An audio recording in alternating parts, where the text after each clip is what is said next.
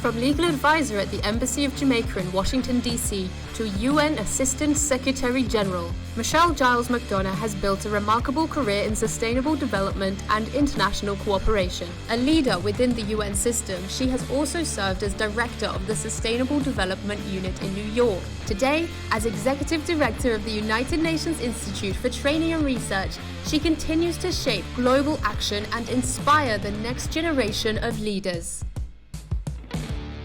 Today, we have the privilege of speaking with the United Nations Assistant Secretary General and also Executive Director of the United Nations Institute for Training and Research, Michelle Gyles-McDonnough. Thank you very much for being here with us today. My name is Andrea, and welcome to Learning with Leaders. Hello, Andrea. It's a pleasure to be here. I'm really excited to join you on this podcast and have this wonderful conversation with you. We are really glad that you came. So, let's start from the beginning. Who is Michelle?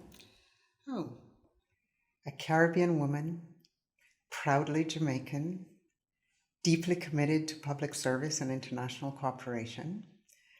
I am driven by human potential, and so I believe deeply in equal access to opportunity, freedom to choose one's pathway as a citizen of this world, to make a difference. You are a leader inside of the UN system. When do you consider have been your start point thinking to grow your career in this international field? That's an interesting question. I always knew that I wanted to make a difference for people. I wanted people to be able to live up to their fullest potential. And it never really came clearly to me until I was around 15 years old. And Jamaica became, we built a new conference center, which now is the home of the International Seabed Authority. And I went visiting and I saw all of these country nameplates. And I said, one day I will sit behind that flag called Jamaica. And since then, without even remembering that initial story, I have pursued a path that has just kind of taken me from Jamaica to the region of the Caribbean, through to the hemisphere of the Americas, and through to the United Nations, pursuing my passion for people, for equality, for freedom, and for justice and peace. So it was always a dream or a goal to work for your country or to work inside of the United Nations? Yes, but from a very people-centered place. I grew up in a home with parents that were deeply committed to public service and to community. I had a mother who felt that every child, and particularly every girl, should have an education. Her mantra was always, with an education, you can do anything. So I grew up in a home that had a lot of children cycling through because they didn't have parents to send them to school, or they didn't have a uniform, or they didn't have, whatever it was. So it very early became clear to me just the importance of equality and access to opportunity within nations and between nations. And so it's just a part of my core that access to opportunity and choice, the rest you do for yourself, but that access to opportunity should be given to everyone. So before to joining the United Nations, I guess you achieved your goal because you have been working in Washington, D.C., in the Embassy of Jamaica. And how was this time working for your country to achieve that goal that you were dreaming when you were 15? And what do you remember of that period of time? I remember, I became the first legal advisor to our embassy in Washington. And that was important. It was a time where Jamaica was negotiating a lot of new trade agreements, bilateral investment treaties. The capacity in the country in this space was limited. And we had an ambassador in Washington who was an excellent trade economist who had met me. I was an international trade lawyer at the time, very young, and was insistent that it was time for me to come home because the country needed the skills. And I made a choice then to leave private practice and to go and work with our embassy in Washington for a couple of years. And then in doing that, shortly after that, I had an opportunity to work with the then Secretary General of the Organization of American States, Cesar Gaviria, as a trade policy advisor. And that gave me a chance to also move from the national space where, I was able to contribute to a number of those investment treaties and our intellectual property rights agreement, etc. But moving to the OAS was a chance to really focus on the integration of smaller economies into the global economy. The islands of the Caribbean, Central America, and the countries of the hemisphere, and to really look at how we would shape norms and rules that would ensure a reasonable playing field for these countries, because through trade comes the economic opportunity and the benefits to enable countries to grow, and through growth to be able to provide for their people. And so, that was the path.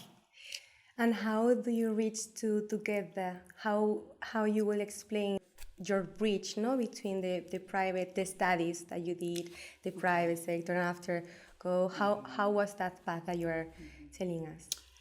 Well, I wanted to become a lawyer, and I wanted to become an international trade lawyer because I wanted to impact on rules, norms, policies.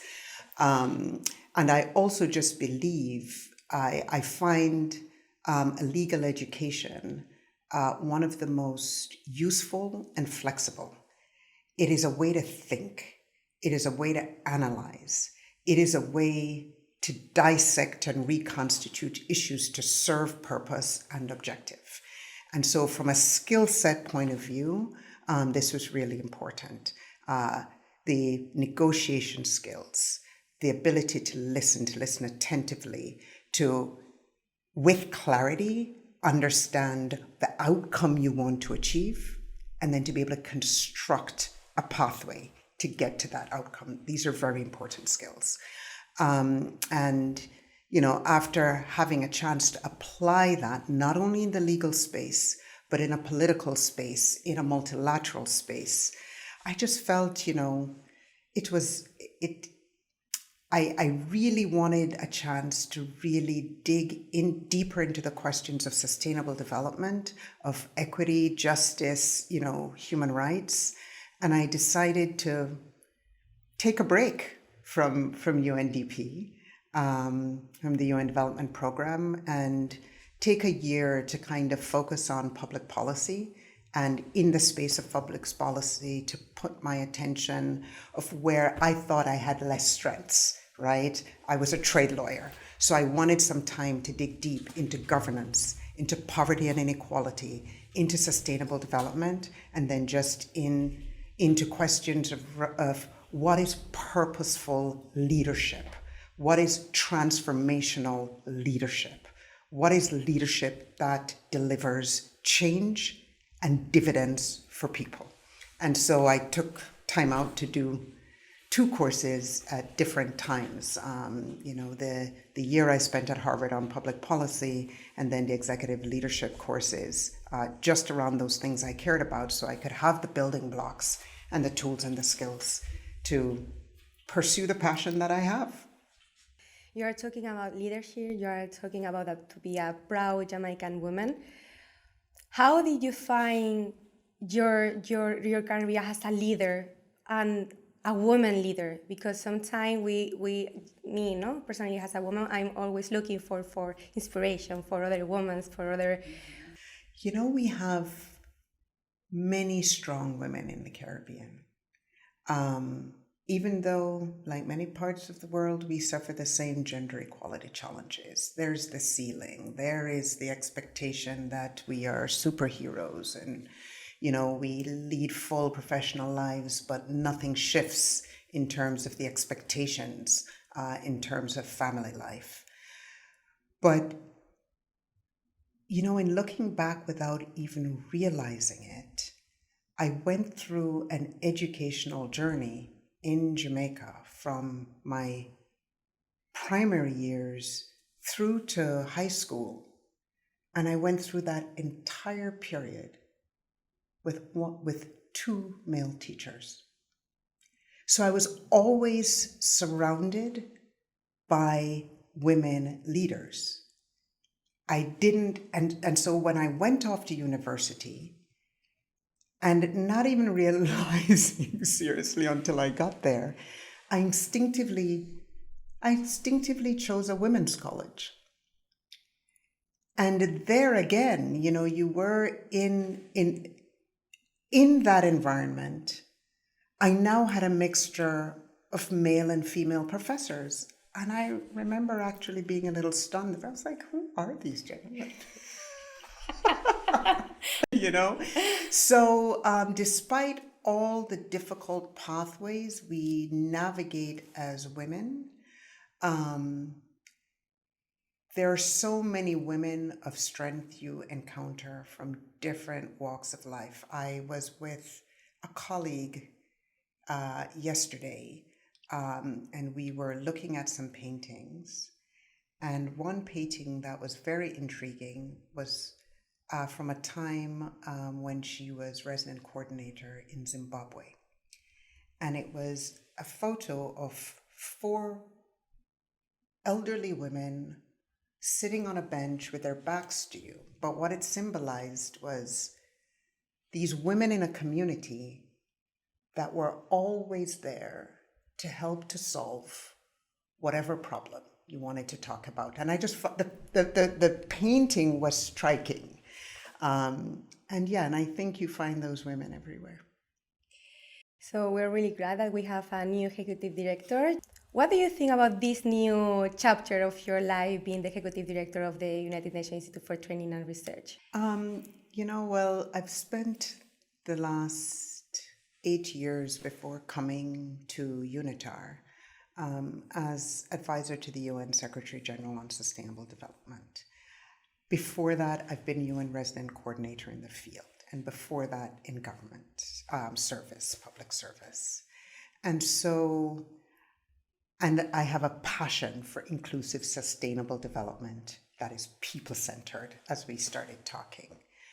And so I felt like I had touched some of the most important entry points for addressing this, trying to work directly at the field with government, policymakers, etc. The last 8 years with the Secretary General, trying to support his efforts and that of the Deputy Secretary General to reform the UN development system so that we're much more effective partners for countries and accompany them efficiently and in an impactful way on their journey towards development was really important. And then this opportunity of UNITAR came, and I thought, this is a gem of a place that is not as well known as it should be, but it is the place that has this really profound mandate to, help to equip diplomats and public servants to really reach the objectives countries have set themselves. And I thought, and I believe in lifelong learning, and I believe in capability enhancement. So this opportunity at strengthening institutions, and to do that by strengthening the people that make up those institutions as well, I found very exciting. And then I came here and I found really a rich entrepreneurialism, a young, energetic, very innovative workforce. The demographics are very different from other organizations in the UN, and just a real energy and passion for capability enhancement and learning and lifelong learning. And yes, it's been a very fascinating and interesting 4 months. I've learned so much, and I think now I'm in a much better place, I hope, together with the colleagues to continue this journey and to see how we can bring even bigger impact. You are mentioning that you have been working in the field, and I want to highlight that you from 1999 to 2004, you have been working, as you say, as a chief of the United Nations Development Programme in the Caribbean. And in that time, you coordinated the Grenada Recovery Programme, that it was an island that it get devastated by a hurricane called Ivan. How was that experience? It was probably one of the most rewarding experiences. It was difficult, but it brought home the importance of climate literacy, understanding how as humans we need to interact better with nature. It brought home the importance of resilience, understanding disaster and climate risks and how to manage and mitigate them. In the Caribbean, and I'll use the Caribbean as an example because it's a global challenge. But in the Caribbean, you have islands that confront recurrent natural disasters, hurricanes after hurricanes. And we have these natural hazards of different kinds in different parts of the world, whether it's flood risk, it's drought, it's cyclones, whatever it is. And the impact on human lives is really dramatic. And so the urgency to understand the portfolio of risks that a country faces, to be able to take preventive action where that is possible and where it can't be prevented, as in the case of natural hazards, but they can be managed, to make sure that systems are in place, both institutionally, that there's good governance of risks, that there's early warning systems for human beings to be able to move them out of danger at an adequate time, and that we take action to also address the losses. It's not just lives and livelihoods, but the recurrent and compounding impact on economies is dramatic. And it can take a generation or two to dig yourself out of a devastating loss.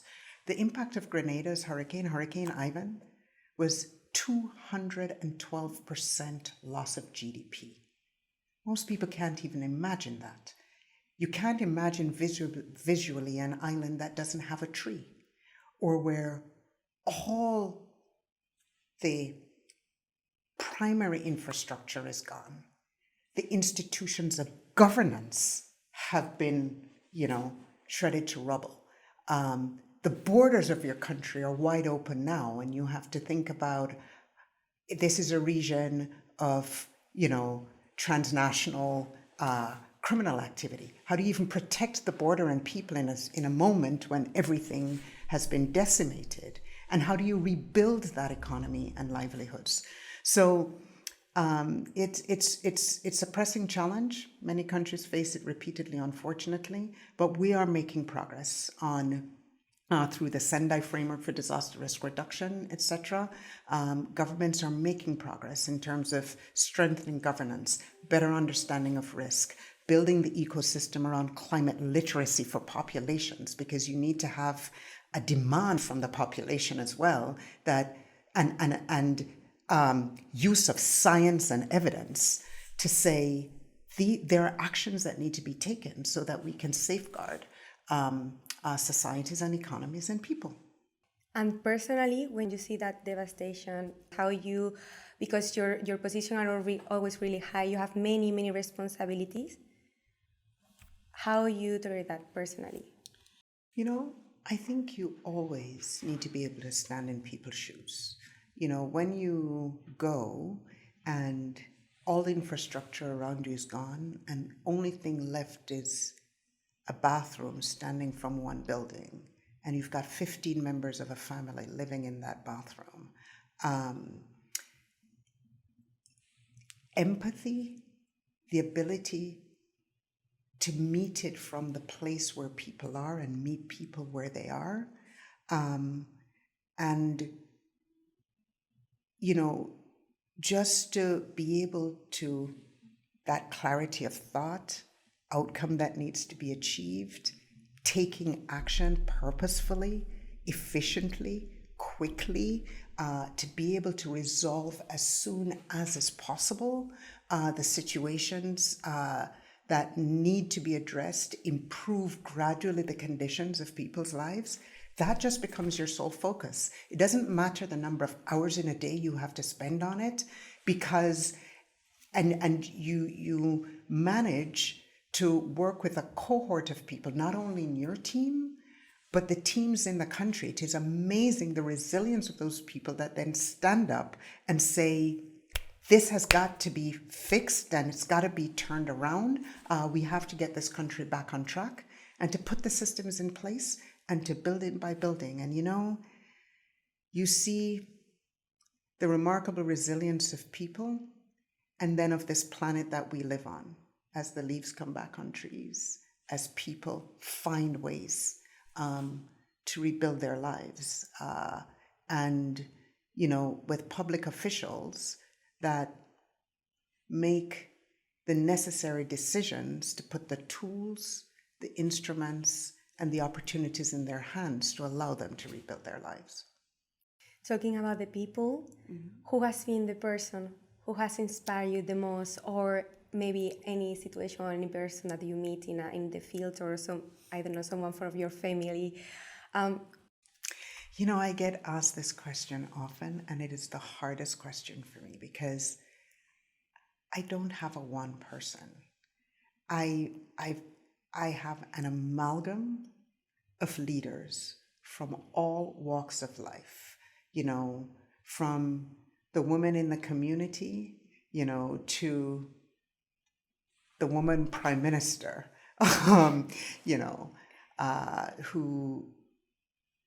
who do what they do and lift challenges every single day. I must say, though, that those role models are largely women. I believe in the power of women just because of the diversity of skill sets, the ability to juggle, the ability to travel multiple pathways with clarity at the same time, because that's who we are and what we have to be every day. And I think we're formidable. And so I take a little bit from each remarkable woman that I meet on this very privileged journey that I have had. And there is any mantra or any phrase that you repeat to yourself when things get harder? Yeah. This too shall pass. Act with clarity. This too shall pass. It's a really good one. Coming back to your background, since 2017, you serve as the director of the Sustainable Development Unit that you mentioned it before in the Executive Office of the United Nations Secretary General.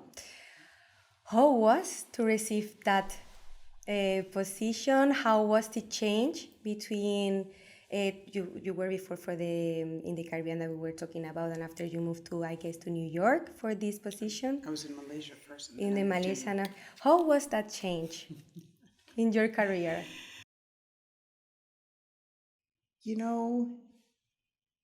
It was a change in many ways. I was in Kuala Lumpur. I was the resident coordinator for Malaysia, Singapore, and Brunei, 3 very different countries with very different partnership needs with the United Nations. And enjoying it thoroughly. And then, on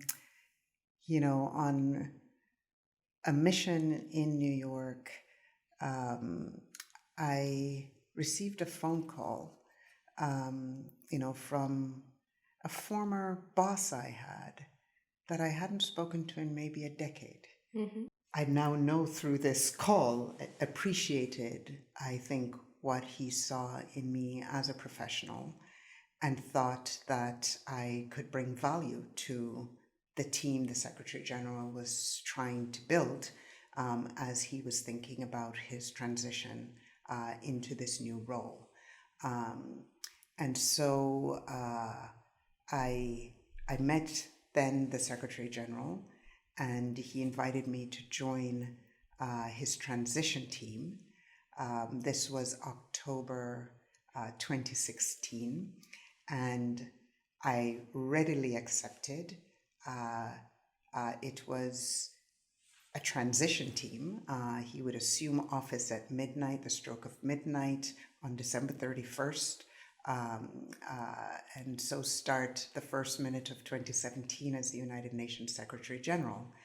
And thereafter, I thought I would be headed back to my newly appointed position. I was on my way leaving Kuala Lumpur to take up a new role as Deputy Director of the Asia Pacific Bureau of UNDP, to which I never made it because my 8 weeks of transition on the transition team turned into 8 years in New York, supporting the Secretary General and the Deputy Secretary General on the vision he had for the Sustainable Development pillar of the organization. Which were your main responsibility during that time? So I think the first and primary responsibility was to support their leadership, the Secretary General and the Deputy Secretary General, in ensuring we had an efficient, effective UN development system to accompany countries on their journey towards sustainable development. And so a big focus of the work, particularly in the first 3-4 years, but continuing, was the reform of the UN development system, putting in place an impartial, empowered UN resident coordinator who could be conductor of an efficient orchestra of UN actors in the field, focused on countries' priorities and needs, and ensuring that we did the best job possible to accompany countries on very unique and different national development pathways, to meet countries where they are and to accompany them on this journey, drawing all of the resources and assets of the UN in the most efficient and useful way possible. Nowadays, with everything that happens, why do you consider the UN is an important organization that we need to keep working on and contributing? You know, the Deputy Secretary General has a phrase I love. She calls it the Global Town Hall. And I don't think there's a better characterization. It is the one place where all nations have equality of voice, where they can come in, their perspectives are heard, and where they can impact change. This is a global family, a global community, and to achieve a sustainable and just future for all, it takes dialogue, it takes international cooperation. And as I said, we just mentioned the changes in the geopolitical and the geoeconomic landscape. We're moving into a more multipolar world.